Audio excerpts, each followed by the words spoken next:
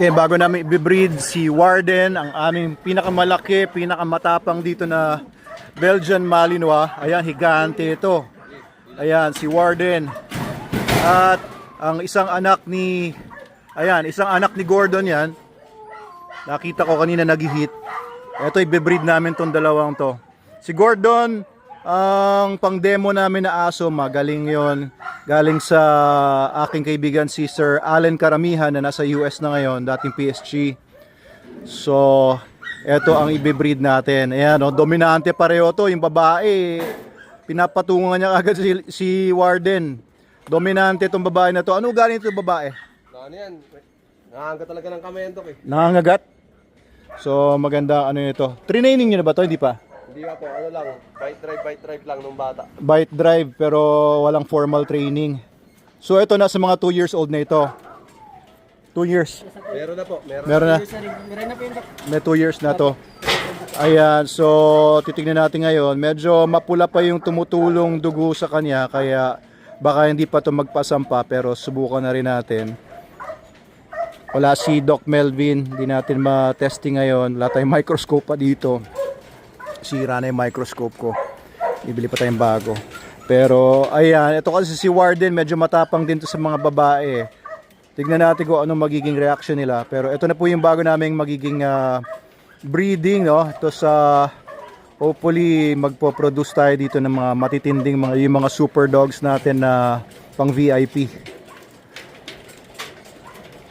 Ayan, so parehong magaganda ang mga ano nito. Mga characteristics nito for working dogs. Ayan, nagpa-flagging na siya. Yung buntot niya, pumapalo na left and right. So, indication yon na ano na, pumapayag na siya. Tignan lang natin kung makakadali, no? As much as possible, natural mating kami dito. Hindi kami gumagamit ng mga shooters as much as possible. Puwera na lang o talagang hindi na talaga may breed. Halimbawa, sobrang tapang ng babae. Si Darna ba ini-AI yun? Ano po yun, Dok? Hindi po yun, ano po yun? Pinagsama yan, eh. Pinagsama lang? Pinagsama po yun. Oo, pero dati binabanatan niyo si Gordon, di ba?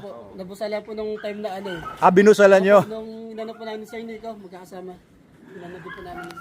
May mga bitches kasi na sobrang tapang, ayaw niya magpasampa. Si Darna yon. Pero buti naka-produce kami ng maraming magagandang mga puppies from Darna and Gordon. Ito, anak ni Gordon ito. Alamin ko kung sinong nanay niya. Pero sabi ko dito namin i-breed. At magandang aso tong si Warden. Malaki na, matapang pa. And ayan, tingnan natin kung ano. Hindi siya nakabuo kay ano eh. Hindi siya nakabuo kay Lagerta. Magto 2 months na si Lagerta pero hindi lumaki yan siya. So hindi nakabuo. Tingnan natin, no? Tingnan natin ang galing ng sperm mo ngayon, Warden. Ayan, sumasampa naman siya ng kusa. Pero first time nito, wala, anong pangalan nito, babae?